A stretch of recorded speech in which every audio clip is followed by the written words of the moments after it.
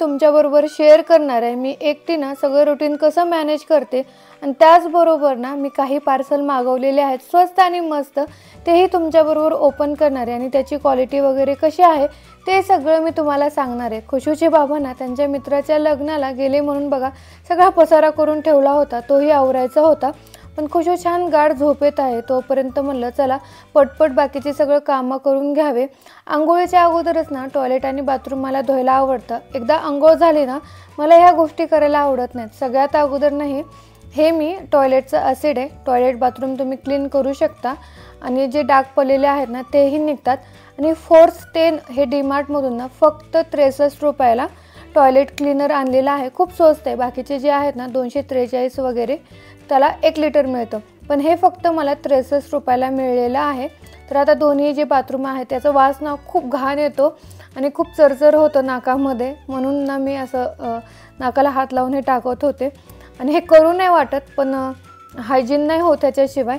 मग इथे ना थोडा वेळ टाकून ठेवलं होतं 15 मिनिट, तोपर्यंत बाकीचं सगळं झाडून वगैरे घेतलं मी। 15 मिनिट झाल्यानंतर ना इथे छान घासून घेते आणि खरंच 5 ते 10 मिनिटांमध्येच हे सगळं निघून जातं आणि खूप स्वच्छ टॉयलेट निघतं ॲसिड आणि हे टॉयलेट क्लीनर टाकल्यानंतर ना। आणि 2-3 दिवस नाही धुतलं तरी पण सेम असं छान राहतं।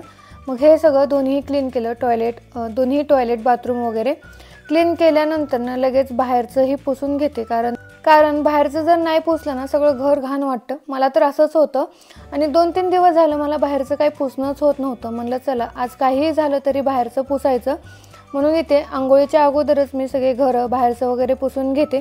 मी घर पुसेपर्यंत आणि आंघोळ करेपर्यंत इथे खुशू उठलेली होती आणि तिला ना स्कूलला जायची इच्छाच नव्हती।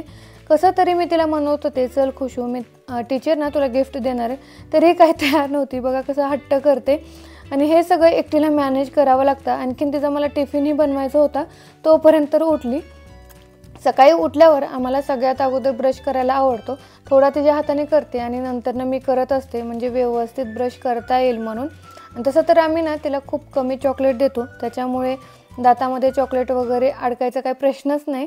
आता इथे छान तिचा ब्रश वगैरे करून ना तिच्या टिफिनची तयारी करत आहे। मला ना रोजचाच प्रश्न असतो की तिला ना टिफिनमध्ये काय द्यावं, मग इथे ना मी पेरू कट करत आहे कारण तिला पेरू खायला खूप जास्त आवडतो, म्हणून म्हणलं चला पेरू आणि डोसा वगैरे करून देता येईल म्हणून। आता तुम्हाला ना डोसाची तर रेसिपी सांगितलेलीच आहे, पेरू आणि ड्रायफ्रूट आणि डोसा इथे मी देत आहे कारण तिला ह्या सगळ्या गोष्टी खायला खूप जास्त आवडतात आणि ना हाताने पण खायला छान शिकली तिनं, मला खूप छान वाटतं ते बघून। त्याच्यानंतर ना इथे लगेच मी तिला तयार करायला घेतलं कारण टाईम होत होता आणि सकाळी तिला मँगो खायचा होता।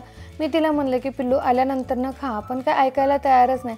अगोदरच मूड नव्हता स्कूलमध्ये जाण्यासाठी, म्हणलं जाऊ द्या, स्कूलमध्ये सोडून आले। आणि हे मी जे पार्सल मागवलेले आहेत ना तुम्ही ना डायरेक्ट मी यांचा कॉन्टॅक्ट देईल तिथूनही मागवू शकता, नाहीतर लिंक आहे, लिंकवरून जर क्लिक करून मागवलं तर तिथे तुम्हाला डिस्काउंट आहे आणि खूप छान प्रोडक्ट आहे, तुम्हाला जे पाहिजे ते तिथे मिळतं।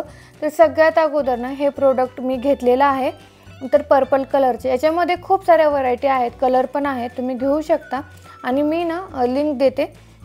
आता हे ओपन करते आणि शेप बघा किती छान आहे आणि वेगवेगळे शेप पण आहेत बरं का याच्यामध्ये, असं नाही की हा शेपचा आहे। आता आपण याच्यामध्ये भाज्या वगैरे पालेभाज्या फळभाज्या आपण ठेवू शकतो। कसं आहे माहिती आहे का, मी अगोदर प्लास्टिकमध्ये वगैरे ठेवायचं, पण जेव्हापासून हे बघितलेलं आहे मी ठरवलं नाही घ्यायचं। आणि याच्यामध्ये ना 5 आहेत, एकदम स्वस्त आणि मस्त, याची क्वालिटी पण खूप छान आहे। आता इथे काकडी बघा, आपण अशी स्टोर करू शकतो आणि गच्च याचं झाकण लावल्यानंतर ना खूप दिवस टिकते, पाणी सुटत नाही आणि छानही राहते, एकदम ताजी आणल्यासारखं। तर म्हणून म्हणलं चला तुमच्याबरोबर शेअर करावं, तुम्हाला जर घ्यायचं असेल ना तर सगळ्या लिंक मी आता जे प्रोडक्ट दाखवणार आहे ना एक लिंक तुम्हाला डिस्क्रिप्शनमध्ये देणार आहे। त्या लिंकवर जर तुम्ही क्लिक केलं तर तिथून तुम्हाला डिस्काउंटही मिळेल आणि जर डायरेक्ट मागवायचं असेल ना तर तेवढा डिस्काउंट नाही, तुमची इच्छा। आणि जर तुम्हाला याच्या लिंक भेटत नसतील ना तर तुम्ही ना इंस्टाग्रामवरती मिस होम क्वीन म्हणून आहे, तिथे DM करू शकता किंवा इथे कमेंट करा, ठीक आहे, तिथे मेसेज करू शकता लिंक द्या म्हणून, नाहीतर इथे कमेंट करा। इथे अशा पद्धतीने आपल्या सगळ्या भाज्या एकदम फ्रेश राहतात, तुम्ही इथे बघू शकता। तर अशा पद्धतीने मी सगळ्या भाज्या भरलेल्या आहेत, अगोदर मी प्लास्टिकमध्ये ठेवायचे। आता ही बघा काचेची भरणी असं म्हणतात, की काचेच्या भरणीमध्ये मीठ ठेवायचं ते चांगलं असतं. अगोदर ना मी प्लास्टिकच्याच भरणीमध्ये ठेवत होते, पण जसं मला समजलं की प्लास्टिकच्या भरणीमध्ये मीठ ठेवू नये, ते चांगलं नसतं, नकारात्मक ऊर्जा येते, तर म्हणलं चला काचेची भरणी इथे मी त्याच्यासाठी घेतलेली आहे. याची पण लिंक दिलेली आहे. नेक्स्ट हे एवढे स्वस्त आहेत ना, तुम्ही ह्या लिंकवर जाऊन तुम्ही बघू शकता. आता हे 6 डब्बे भेटलेले आहेत. काजू बदाम किसमिस काय असेल तर याच्यामध्ये भरून तुम्ही ठेवू शकता. एवढे सुंदर आहे ना, तर तुम्हाला फोडून दाखवते. याची क्वालिटी पण खूप छान आहे. जसं घेतलं ना तसं टिकू शकते. बघा याच्या टोपणामध्ये पण खूप सारे कलर आहेत. तुम्हाला जो हवा ना तो तुम्ही घेऊ शकता. आणि याच्यामध्ये ना अर्धा किलो अशा गोष्टी बसतील. पण जे ड्रायफ्रूट्स आहेत आणि फ्रीजमध्ये ठेवायचं असेल, कमी जागा लागते. आणि बघा किती सुंदर भरणी आहे. याचं झाकण पण टाईट आहे, छान आहेत, निघणार नाहीत, तुटणार नाही, फुटणार नाही, जरी पडलं तरी पण इतकं छान आहे. चला आता नेक्स्ट हे पण ना सगळे भाजीपाला ठेवण्यासाठीच घेतलेलं आहे फ्रीजमध्ये. तर ह्याचा शेप मी गोल घेतलेला आहे. ह्याच्यामध्ये खूप साऱ्या व्हरायटी आहेत, तुम्हाला जसं हवं ना तसं, आणि एकदम कमी प्राईजमध्ये. इतक्या कमी प्राईज आहेत ना, तुम्ही खूप साऱ्या मागवचाल. आता मी थोड्याच मागवल्या, पण तुम्हाला आवड असेल ना आणखीन मागवचाल. इतक्या स्वस्त आणि मस्त आहेत, तुम्ही घेऊ शकता तिथून. ठीक आहे, तर तुम्ही इंस्टाग्रामवरती पण मला फॉलो करा, तिथं पण तुम्हाला भेटेल. आणि फेसबुकवरती कुठेही तुम्ही मेसेज केला ना तर तुम्हाला भेटून जाईल. तर याच्यामध्ये पण 5 डबे आहेत, मोठे मोठे आहेत बघा. 1 किलो, अर्धा किलो तुमचा जो भाजीपाला आहे ना, इथे मी पालक चुका ठेवत आहे, एकत्रच ठेवते कारण एकत्र बनवायचा असतो म्हणून. तर अशा पद्धतीने आपण स्टोअर करू शकतो. मी पहिले ना पेपरमध्ये गुंडाळून प्लास्टिकमध्ये ठेवत होते, आणि ते कसं दिसायलाही सुंदर दिसत नाही फ्रीजमध्ये, छानही वाटत नाही. पण असं ठेवल्यानंतर ना आपलं फ्रीज ना एकदम टापटीप, आणि वरून दिसतं ना आपल्याला कशामध्ये काय ठेवलं.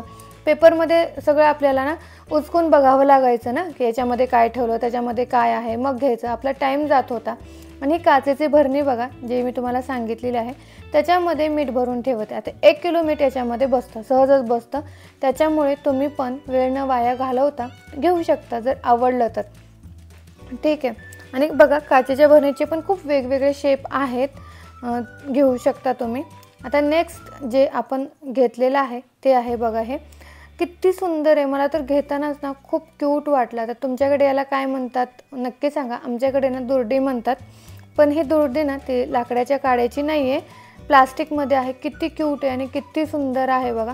मला तर खूपच जास्त आवडली. याच्यामध्ये ना डेकोरेशनसाठी तुम्ही कांदा लसूण वगैरे काही ठेवू शकता. आणि ह्या छोट्या छोट्या काचेच्या भरण्या, याच्यामध्ये ना तुम्ही इलायची पावडर ठेवू शकता, त्या जायफळ पावडर ठेवू शकता. तर याच्यामध्ये पण खूप सारे शेप आहेत जर तुम्हाला मागवायचं असेल.